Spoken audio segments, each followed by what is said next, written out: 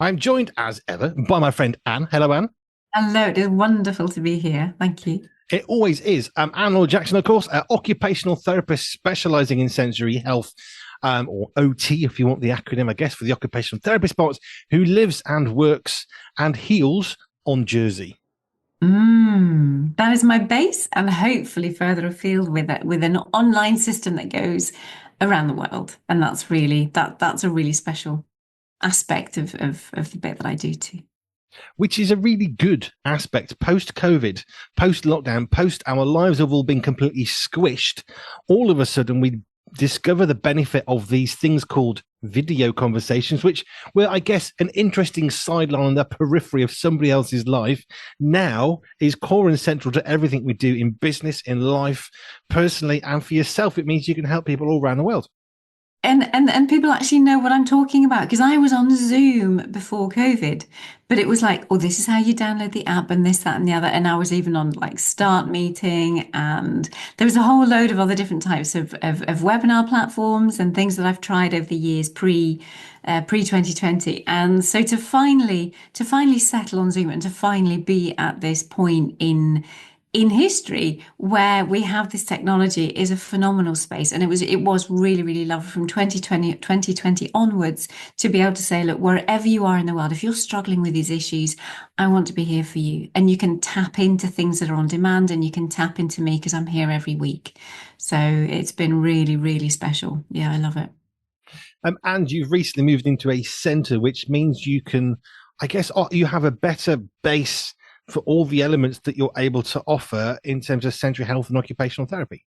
It will be when we're actually up and running fully. It will be amazing. At the moment, it's been great to move my office in here and think, oh, it's just there's something about being stable. It does remind me of the vestibular system, yeah, to go straight into the senses. But what the vestibular system does, it's a kind of you are here on a map. It points, it grounds you because you have that awareness of gravity. If your vestibular system isn't working well, you can feel as though you're floating in space. You can feel quite disorientated. You can feel upside down. You can feel a bit woozy, a bit dizzy, a bit nauseous, a bit this, that, and the other, just because your center of self isn't well integrated. And it's the same with having a permanent place now that I have that thinks I can have my office, I can have my therapy center, I can do assessments, I can do treatments, I can open it up for families to use, I can open it up for older people, I could choose if I want to turn it into a shop. We've got a little kitchen area, so do I want to make things more hospitable? The everything just opens up now that I have a space, and a space that has different rooms to it, which I've always had like one space, or I've had been working from home, but now it's like over the next year to two, I'm really looking forward to seeing how this develops as a space here. It's interesting as we were just chatting before we hit live button. You noticed that the thing's gone from behind me, which is we have a frame with some magazine front covers on it, and I immediately noticed it when my camera came on as well. As first thing I noticed is there's a gap, just sort of here. If you're watching the video, it's gone, and you noticed it, and I noticed it, but that's because our sensory health is basically pretty good. It's not like, oh, it's gone, I can't cope. That would be a different sort of an issue, but we do notice things that perhaps are not overly important, but they do cause us to have to reassess what it is that we're looking at. I'm not quite sure how to word that, but you're still looking at me. I'm still sat in the same chair in the same place. I've got lights and Lego but no frame. But that's what happens. But if you've not got a good integration of your sensory health, and actually that being absent could be a much bigger stumbling block. It could be a real stressor. Yeah, it really could, because it's the insecurity of knowing when they come on to look at you, when they come and find you on YouTube, or when they come and find me, it's kind of like, oh, I know Andy, and I know what like this, that, and the other, and it's just like, oh, it can be a little bit shocking for some to think, oh, it's changed. It can be a little bit unsettling, but as you say, most of us are able to get over that. And the other side of it is that some people need that change. They like that visual stimulation, so it's always trying to find the boundaries and have enough for one, and not too much change for the other. But yeah, because I moved into here, and like if I was different again, the smell, because it's an old Victorian building and we've removed, or things have been removed. So therefore the soil that this place is built on, while things are exposed, electrics and floorboards, and that there's a real smell in here that I thought I wasn't sure how long I would be able to stay in here. But thankfully my brain and my body have habituated, they've got used to it and it's a bit easier. But every time I come in, it's like, oh, but I've rejigged the priorities of which the order in which the workmen are coming in, because it's like, okay, that has to get done first. And that's what we do. We adapt all the time to what our senses are telling us, whether we're aware of them or not.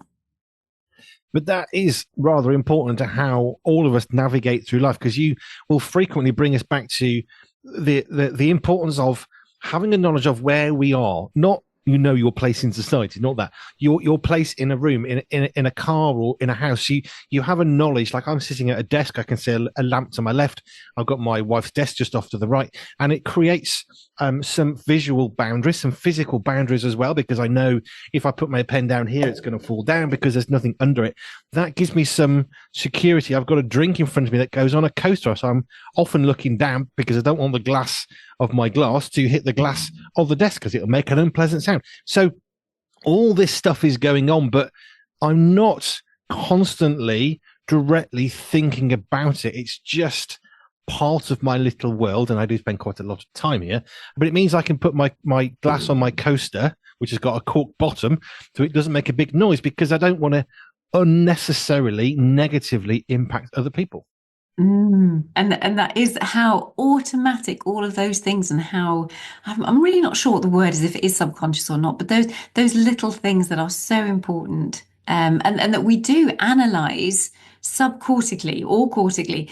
We do analyze it, whether we are aware of what we're analyzing or not. And sometimes we click into, actually, yeah, I need to be quiet with this. Sometimes when I'm using my mouse as well, I move over to my trackpad, because I'm aware that the mouse makes a louder click for the microphone to pick up, and think, or if it's scratching on the table, that's not as pleasant if you're at the other side of it listening. So it's always being aware of the sights and the sounds and the smells and the movements that might be more difficult for other people, and keeping them as minimal as possible. But that again comes to the need for us to understand that other people's knowledge of where they are in time and space. And again, this isn't about knowing your place. This is about knowing where you are in the world. The importance of helping people to have that. If we're changing something, I mean, you've changed your center, so I'm guessing that some of the folk that you will be meeting will go from a place they know they've come to understand, especially if they've got struggles with central health. They're going to come to a new place, like you said, with new smells, new lighting, new heat. The sun's going to come from a different angle. All of those things feed into the experience of where you were and where you will be. I mean, have you, because you're the sensory health queen, but have you helped people prepare for when you come next time, not by the way it's a new postcode or a new street, but actually there's going to be a door in a different place and it opens from the left hand side, not the right hand side, so be conscious of that. Are you doing that stuff? Yes, yes, absolutely. I was a little bit too keen. This is where you have to put your hand up and say, because I knew that I knew that one of my people would need particular guidance and support for the transition from the original centre to this one here. This was left in a bit more of a state than I thought when I got the keys last week. So it's not going to be the smooth transition that I thought it was going to be. There's more work that needs to be done. So I had to go back and say to the individual, or say to the person, say to the carer that was with this individual, look, I'm really sorry. I know we've done the preparation work, because I showed them photographs. I showed them where everything was. They walked past it so they could get used to the new place where it's going to be. And then I had to turn around and say, I'm really sorry, but it's not ready. So, but so they're fine about that. They understood completely, and they were very thankful, and they did thank me for at least helping to prepare them for the change that will happen. It's just not going to be imminent. But they're not stressed, and they're not worried about it. So I'm very relieved about that. But yeah, I'll need to take videos. I'll need to take photos. Everything. I need to make sure that everybody is as clear as possible where everything is, and how it all works, to reduce arousal levels, to reduce stress levels, and to keep enough familiarity, certainly initially, with those transitioning from the old place into this one. And then once we've more established in this one, then I can start to gently change. So every change has to be small. Try and make it look as similar as it possibly can, help the experience to be as similar as it was, and then adapt it and change it if things are to work better here. If they might be better working it with slightly differently, but I need to wait for them to settle into the new place before I bring around too many changes, if there are any. Which brings me to two things. One, practice what you preach. You're not just saying, yes, you lot need to make sure that you're sorting people with their sensory health. You're actually living that because Mm. you've moved from one center to another, and you're actually helping people to engage not just with you when they're on site, but in order to have the best experience with you and to make the most of any kind of session they have, actually they're more prepared before they're over, which is something that you talk about all the time through all of our conversations. The need to prepare people, whether it's that going on a swing or jumping up and down before you go into a meeting where you've got to sit down for half an hour. If you're age 40, that's still okay to go and find a swing first. If that's what your sensory system requires in order to have that time to sit still and listen without sort of, clicking your pen the whole time, which would not be great or ideal. But if you go and work another part of your body, then actually you're prepared. But that's what you're doing. Mm. And what was really lovely was speaking recently on a coaching call. There was a family that I hadn't seen for a year, but they popped back in again because that's what you can do. You know, people stay. I don't discharge anybody. People leave when they're ready to leave, and they can come, and there's different rates of support for them. But this was lovely. This mum came back in after a year, just delighted with how things have gone in the year that I haven't been actively supporting her. I was actively supporting her for a year beforehand. And she said what was so good was that when things started to happen again, the daughter needed to go back into her bed at night and was starting to get more agitated, and the teeth grinding again. And she hadn't done that for over a year because of the work that we've been doing. But what was brilliant was that the mum knew exactly what to do. And it's that sense of preparing. Preparing people is just such a lovely way. I think I'm thinking it like equipping, empowering, preparing. It's all really, really similar in what it does. So with equipping and empowering the mum, that she was prepared for what to do when her daughter started to what looked like regress, but it was just the extra stress that was going on in her life at the minute that was starting to impact her sensory health. And she pulled back because she hadn't needed the sensory strategies as much when things were going well. All of a sudden, she can see the behaviors coming back again, and it's just like, right, what was I doing? What do I need to do? And she said she did it, and he said it made a massive difference again. So it's just like, that is brilliant. I love that. That was so powerful. And I'm so glad she came back on to tell me that while we then worked on the next thing that we're working on. So I haven't forgotten the second thing I wanted to come back to, but I'm going to come to one B instead, because I was thinking about how we prepare for different things. I mean, you've been talking a little bit about you moving from one place to another, so you're preparing people for, okay, it's a different looking thing, and here's a video of the room, and some of the things are the same, some are different. But I was thinking about how God is so much into sensory health, because when we go to church, what does the Bible tell us to do? Not just rock up and sit down and intake everything. You're supposed to come to the church service with stuff prepared for the service, which to me is another way of God saying sensory health matters. When you come to church, don't just wander in. Be prepared, be ready, bring a spiritual song or a piece of scripture that you can share. That's what the Bible says. So right from scripture, the importance of arriving somewhere, knowing what to expect and expecting to be part of what's going on is right there in the Bible. I've just had a thought. and I like those thoughts. I really do. It's like, yeah, it preparation. That's it. Letting people know, and that's it. It's written down for us that there's basic things to take into account coming forward. And then what you do, for me, what you then do in worship, it's lifting of the hands. It's the kneeling down. It's all the physical postures. All of those kind of things are powerful in using our senses in how we express worship and how we receive from God as well. If you're going to go out to a restaurant or a cafe, perhaps an afternoon tea or whatever with food, You don't go to have a load of pizza before you go to the restaurant. You prepare yourself for what you're anticipating by not stuffing your face so that when you get to where you're supposed to be, you don't want to eat because that would ruin that. So we naturally and instinctively prepare for all manner of things, whether it's going out for a drink, go for a wee before you go. It's not a complicated thing, but you're going on a long journey sitting in a car. You don't think, I'll drink a pint of milk right now and get in the car. No, because that would be silly. Because yes, stay hydrated, but not just as you're getting into a car for 2 hours. So we naturally plan ahead because we can think, okay, I need the loo. I'll go to that first. And okay, I'm going to take some food with me and make sure I've got ice packs for a cold drink if I stop and want some lunch. So we think ahead. And yet so often in our interactions with other people, we don't necessarily do the same and give them the same honor of helping them to prepare for a place, a space where they don't perhaps know what to anticipate.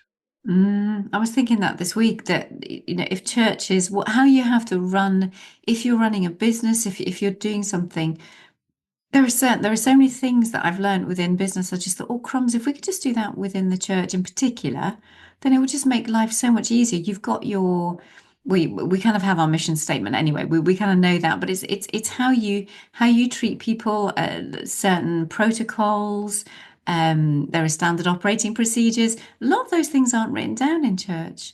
And you kind of have to assimilate them. You kind of go in and you have to assume you just assume it so much, assume so many things going into these places, and most of the time we can cope, but a lot of the time we can't, and then people don't come. So There is a lot we can do. Walking into a classic British pub that's run really, really well. As soon as you walk through the door, there's usually a smile. You're made to feel welcome. Perhaps there's someone greeting you to say, would you like a table? As soon as you step through that front door, which is usually glass, so you can see inside as a rule, everything about your arriving at that classic British pub run well means you are ready and you're expecting for what you walk through. You don't then open the door and everyone ignores you, because if you did, you'd never come back. So what they want to do from a business perspective, of course, is to welcome you, make you feel like you belong, make you feel like they want you to be there, which they do because they want your money, but also because probably the better ones, I would say, are the ones that actually do genuinely value the conversation and you being in that room, because you can't beat that kind of thing. It's great. Unless it's something you can't cope with, which is a different issue. Why would you be there if that was the case? But it's that way of greeting people and them wanting you to be in that presence. And that is something which I think a lot of churches could do better at across the board, because usually you've got a wooden door you can't see through. It's usually big and heavy and clunky. People grunt at you and what you're sitting there for, that's my seat. And before you even get through the door, it's like, I'm gone. I'm out. I don't want to be here, because we've forgotten that a church is not where people come and behave appropriately, because that's just not what churches are supposed to be. So I'm excited. This is the second part. I'm excited about where we're going next. Would you like to talk about the idea you had about topics? Oh, well, this was just one of these things. I love it. When I wake up in the morning and things pop into my head, it's just like, right, try and capture that and what it means. It was just looking at, I know that I love homes and housing and so on. So, and then someone had emailed, that was the other thing, that they also really keen to look at housing and homes. And I was saying to them, look, well, I've just done the Sensory Healthy Church program. I would really like to do something on sensory healthy homes, where you go around each room in the house or the different activities that you do in every house. But this could be like 2, 3, 4 years worth of stuff of breaking down what we do in everyday life and how our senses are impacted and how our senses impact the function, how we're actually able to do certain things. And then I was thinking, oh, what about when we're gardening? I thought, what about when we're shopping? What about when we are?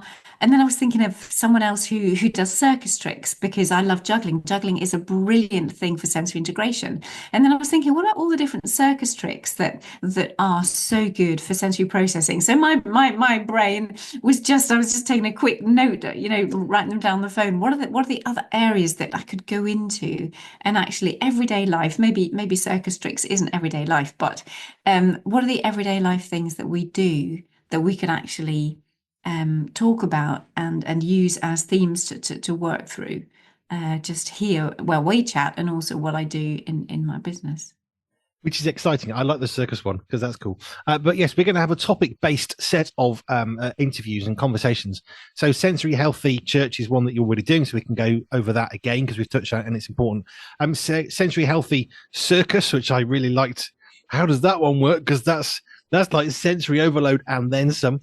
We can have sensory healthy gardening, which I quite like because most of us have got a space of some sort, even if it's a little balcony with a window with a potted plant.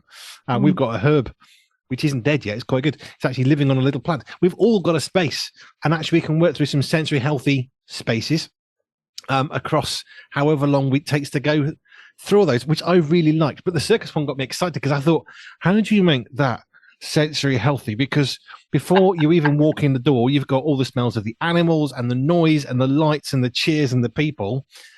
But actually, isn't that a great idea of how do you go into that environment when you can control nothing of what's around you because it's all being sort of entertained and presented at you? How then do you go through that all the way through to the garden? What can we do? Not quite, we're going to redesign your garden for you, but actually there's an awful lot of gardening that can be good or bad for sensory health. I got very excited by this idea. I think it's great topics. I like topics.